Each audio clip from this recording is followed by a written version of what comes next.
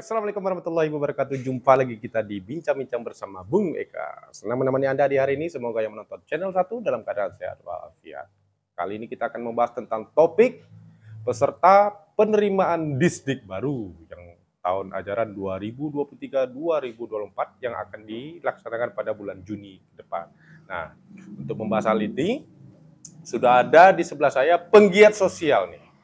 Beliau sangat aktif menyuarakan perihal hal ini. Yang tahun lalu beliau juga bersuara tentang PPDB ini ya.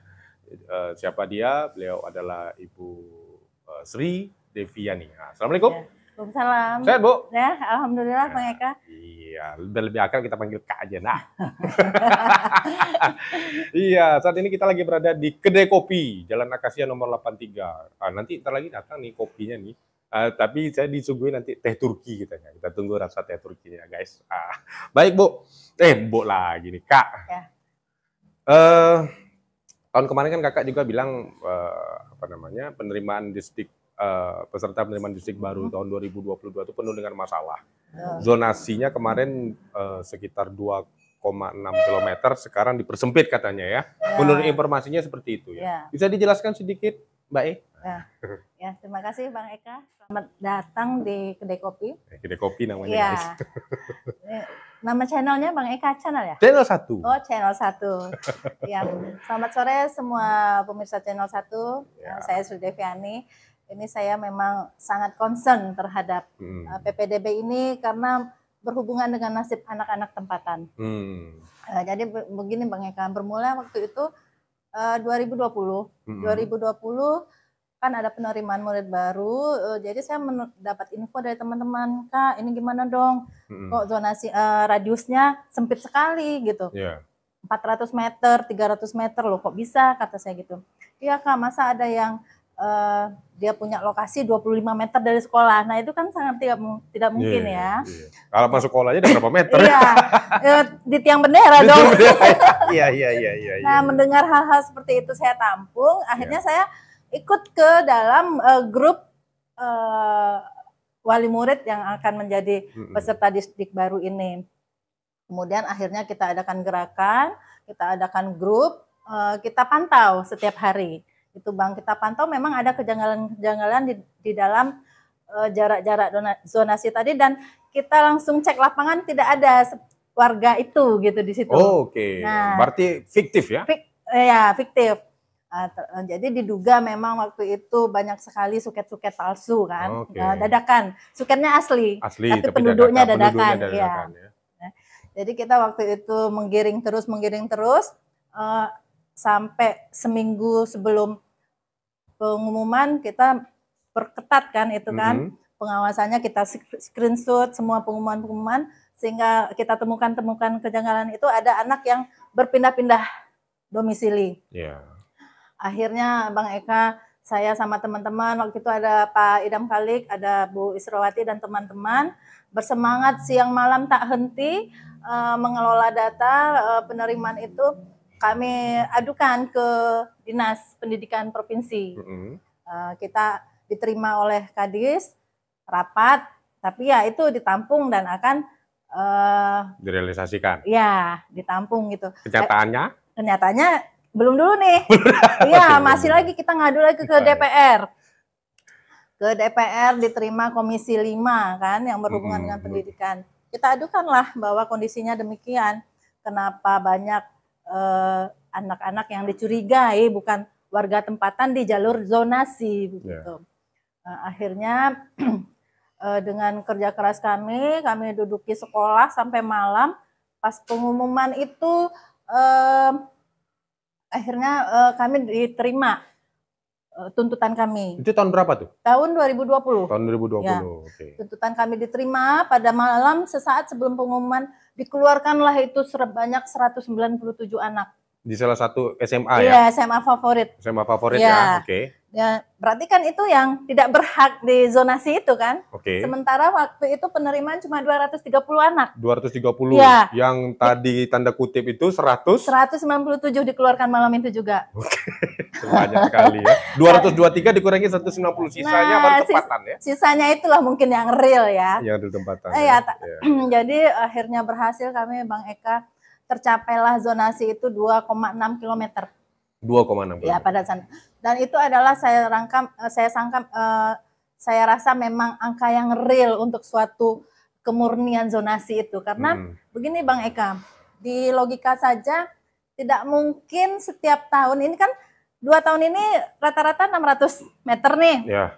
Apakah mungkin setiap tahun ada sekitar 300 ibu hamil dalam radius 600 meter? Ya.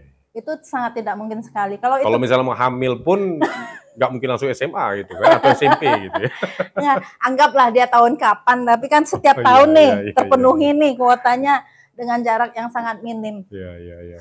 Jadi karena ini juga masih awal-awal di perayaan Hari Pendidikan Nasional dan kita akan menghadapi lagi pesta penerimaan murid baru ini bulan depan, saya memang sangat wanti-wanti, ini memang sudah wanti-wanti tanda kutip kepada pihak-pihak yang berwenang untuk menegakkanlah sistem penerimaan peserta didik baru ini dengan benar. Karena apa Bang Eka? Kita sayangkan sekali ada warga yang dekat saja mas sekolahnya nggak bisa masuk. Sementara yang masuk itu anak-anak orang kaya dari jauh, entah berantah dari mana bisa sekolah di sana. Titipan-titipan ya. Nah, seperti itulah. Nah, pada tahun 2020 tuh. 2021 apakah sah? Nah, 2021 kebetulan juga mereka masih adakan gerakan, cuma saya tidak bisa menggiring karena ketika itu saya memang ada case juga. Tapi jadi saya tidak bisa membantu mereka. Nah, 2020 itu juga kembali lagi tuh minim jaraknya, radiusnya. Nah, tahun kemarin saya kebetulan ke Palembang bawa kontingen ke Fornas. Nah, bawa kontingen ke Fornas. Jadi terlewatkanlah selama 2 tahun nih ya. Jadi saya juga merasa bersalah juga 2 tahun ini nggak bisa membantu untuk masalah zonasi ini. Tapi begini juga Bang Eka, akhirnya saat ini makanya saya ingin bersuara lagi. Saya menyimpulkan ini Dewan dan aparat 2 tahun ini tidak bekerja untuk itu berarti. Berarti tahun 2020 tidak dijadikan pelajaran. Kemarin Pak Gubernur juga sempat mengimbau bagi yang bermain istilahnya kepala sekolah waktu itu akan segera ditindak atau dipecat lah ceritanya. Gitu ya. Jadi, namun kalau di sisi lain ada juga salah satu narasumber saya juga mengatakan susah hal yang kayak gitu tuh. Hal yang titip-titipan itu banyak gitu loh. Nah, jadi begini juga sih. Saya juga memahami kok. Teman saya juga banyak yang berkepentingan seperti itu. Maksud saya beginilah. Kita hargai pejabat-pejabat yang ditempatkan di Riau, dia pindah, mungkin anaknya ingin masuk atau apa. Maksud saya kita cari solusinya begini, mungkin diadakan kelas khusus untuk yang tampungan-tampungan seperti itu, tapi memang real mungkin pejabat yang berkepentingan atau memang yang mendapat porsi. Tapi jangan sekali-sekali mengambil seat anak tempatan. Nah itu. Dia biasanya begini, kalau yang saya ketahui itu, misalnya di salah satu SMA favorit itu dia membuka untuk 3 kelas nih untuk menerima murid baru. Nah, sedangkan yang tadi yang titipan tadi itu dia akan buka kelas baru lagi dengan sendirinya. Misalnya tampungannya sekitar 30 orang atau 40 orang gitu. Itu memang yang terjadi. Itu memang terjadi ya Bang Eka. Cuma dia pakai kan masih kelas yang harusnya menampung zonasi gitu loh. Nah, di situ kendalanya. Jadi akhirnya si zonasi ini yang mereka sisipkan. Dia bukan membuka kelas baru tapi membuka tampungan murid baru. Kelasnya sih nggak ada yang baru. Nah, maksud saya kalau memang titipan, mereka itu the have loh. Orang-orang yang berpunya. Ya sudah lu biayain aja gitu satu kelas, bangun bagus-bagus, kasih AC, kenyamanan, mau kulkas, mau apa terserah. Terkadang memang kepala sekolah ini dilema. Kalau misalnya dia mengikuti arahan Pak Gubernur jangan lakukan ataupun wali kota jangan istilahnya diterima ya kalau ada titipan kayak gitu ya dilema kepala sekolahnya. Di satu sisi berkepentingan, di satu sisi bagaimana itu. Itu problematika yang terjadi setiap tahun. Tapi begini juga harus proporsional. Kalau titipan itu pejabat, sebanyak apa sih pejabat? Ini enggak, 197 malam itu saya saksi dikeluarkan. Itu baru satu SMA loh. Baru satu SMA. Nah, SMA lainnya mantau nggak? Nah itu saya nggak terpantau. Jadi makanya begini, untuk itu kan waktu itu saya baru mulai ya, baru mulai mengadakan pengawasan. Untuk sekarang saya memang akan menyeluruh secara global ke setiap sekolah. Jadi sekolah favorit yang memang kita dalam tanda kutip kita tandai, itu nanti dalam pengawasan kita membuat perkumpulan itu masyarakat pejuang zonasi. Nanti kita akan ada poskonya dan itu menyeluruh untuk sekolah SD, SMP, SMA. Bukan hanya sekolah favorit yang 2 itu tanda kutip itu saja gitu. Bagaimana Mbak E bisa mengontrol atau bisa melihat sedangkan SMA di Pekanbaru aja udah cukup banyak, apalagi jadi khususnya kan bukan hanya Pekanbaru, tapi di seluruh Riau lah. Betul, kan, gitu. Betul. Tapi kita mau memulai dari awal. Sebetulnya ini bukan tugas masyarakat ya, sebetulnya ini masa untuk mendudulkan aturan harus masyarakat. Sebetulnya bukan tadi. Jadi kami berbuat semaksimal mungkin. Nanti akan ada posko zonasi itu, Bang. Posko pejuang zonasi. Jadi itu orang tua kan yang bakal anaknya masuk peserta distrik. Nah, tidak terbatas kepada satu sekolah umum. Nah, dari situ kita minta mereka yang mengawasi sekolah itu. Dengan cara tersistematis. Jadi entah dari pengumumannya, entah dari report hariannya kan ada tuh.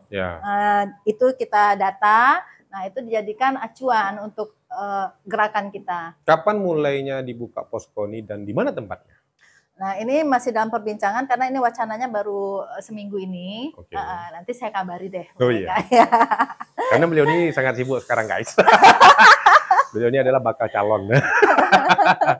Sudah keluar nomor urut belum ya? Belum. Salah satu partai ya terbesar di Republik ini. Tapi sih itu lebih ke ini Bang Eka, saya mencari wadah saja. Oh, cari wadah. Ya, karena tidak pun duduk selama ini, insya Allah apa yang bisa kita suarakan, kita suarakan. Justru yang duduk pun belum tentu bersuara, ya enggak? Kebanyakan begitu. Nah, itu dia. Kebanyakan yang sudah duduk pun tidak bersuara. Tidak bersuara, jadi saya juga. Nah, dia mungkin menghargai, mainnya silent. Oh, silent ya, mode silent ya. Mode silent atau tidak ini. Atau mode pesawat biar nggak terdeteksi. Ya itu deh, pakai mode pesawat ya. Ya kita akui bahwasanya untuk penerimaan distrik baru ini memang apa ya?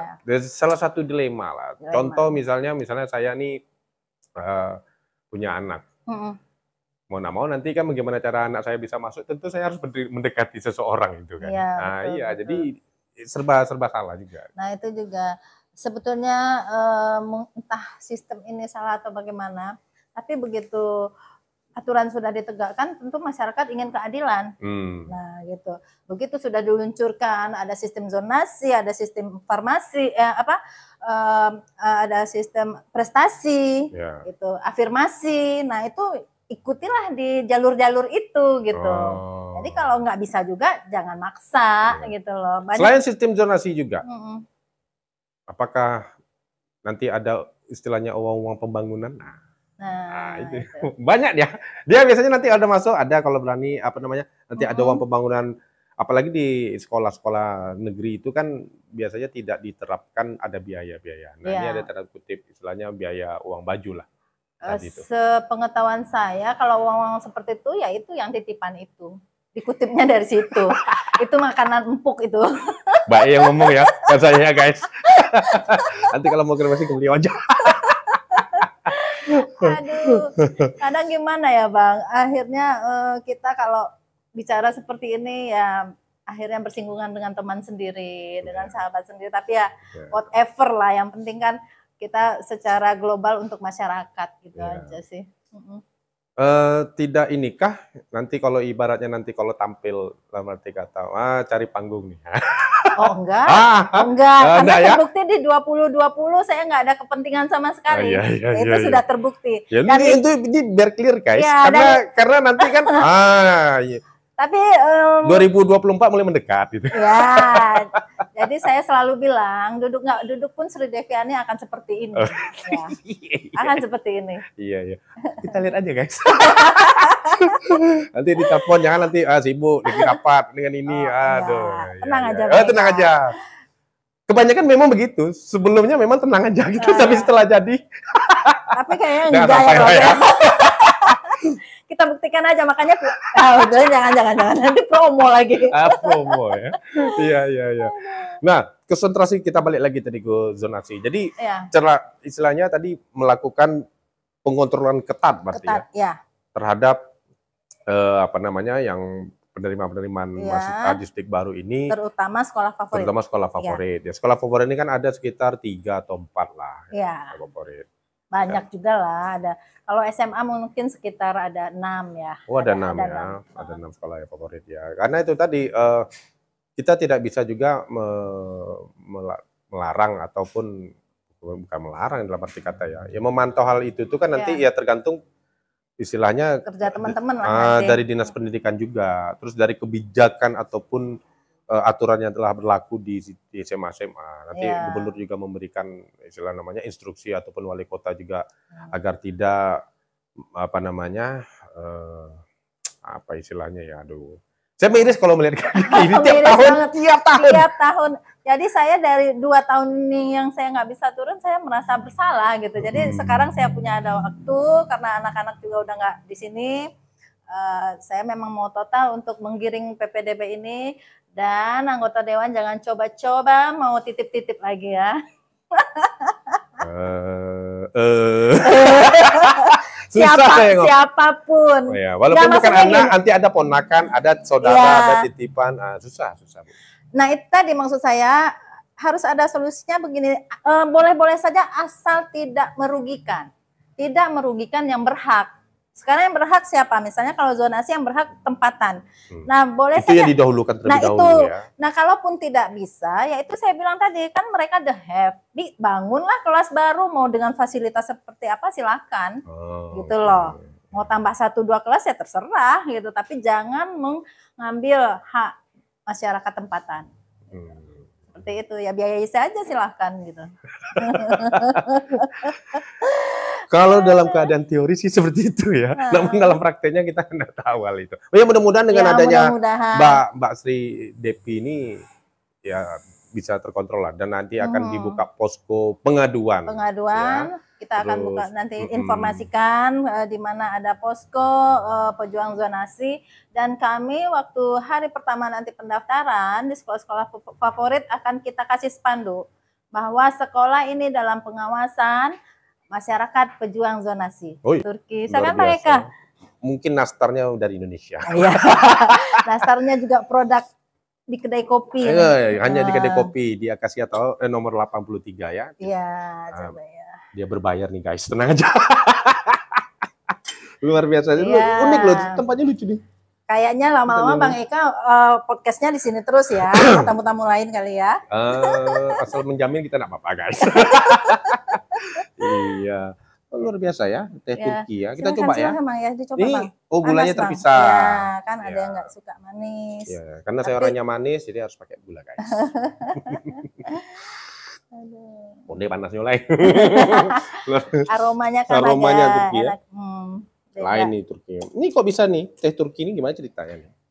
Ini memang cerita sedikit ya guys. Ya cerita sedikit, karena kan setiap kafe ada andalannya Bang. Jadi kita apa ya? Nah, kita sajikanlah teh Turki dengan penyajian memang asli seperti di Turki. Gitu. Jadi memang konsep kedai kopi ini unik guys. Memang rumah gitu. Sofa kayak gini. Kemudian kalau mau main piano silahkan. Ada piano juga di sini. Biasa tamu-tamu main. Biasanya tamu-tamu main di sini ya. Boleh main piano? Boleh, bebas. Anak-anak ini bebas mau main itu. Kenapa bisa buka konsep seperti ini? Apa ceritanya nih? Memang rumah saya seperti ini. Oh, rumahnya seperti ini. Oh, memang tempat tinggal di sini juga? Iya. Oh, tempat tinggal rumah guys. Kalian buka sekalian kafe. Iya, kafe kedai kopi. Nggak banyak biaya. Ya, tidak banyak biaya. Irit guys. Baiklah, itu tadi bincang-bincang saya dengan Mbak Sri Deviani. Semoga yang menonton kita di sini bukan arti untuk menyinggung pribadi ya, atau individual ya. Di sini kita hanya mengkritisi bagaimana kebijakan-kebijakan yang lalu jangan sampai terulang kembali. Iya, jangan sampai merugikan masyarakat. Merugikan masyarakat. Karena memang penerimaan peserta didik baru ini sangat-sangat krusial dalam arti kata itu tadi Banyaknya titipan-titipan. Ya karena kita juga gini Bang, miris aja gitu. Masyarakat tempatan itu kadang kan mereka menengah gitu ya. Kalau harus ke swasta, aduh susah, mahal memang. Mahal gitu. Sementara seatnya diambil oleh orang-orang luar gitu. Nah itu kayaknya memang sangat nggak fair. Sangat tidak fair ya. Ya, jadi itu yang saya perjuangkan. Mudah-mudahan akan menjadi tolak ukur juga, semoga posko segera dibuka dan bisa masyarakat tempatan bisa mengadu di situ. Dan saya akan berkoordinasi juga dengan ataupun mengklarifikasi hal ini kepada Dinas Pendidikan Provinsi Riau dan Provinsi Kota Pekanbaru. Saya Kasaputra dan Mbak Devi. Sri Deviani mengucapkan wassalamualaikum warahmatullahi wabarakatuh.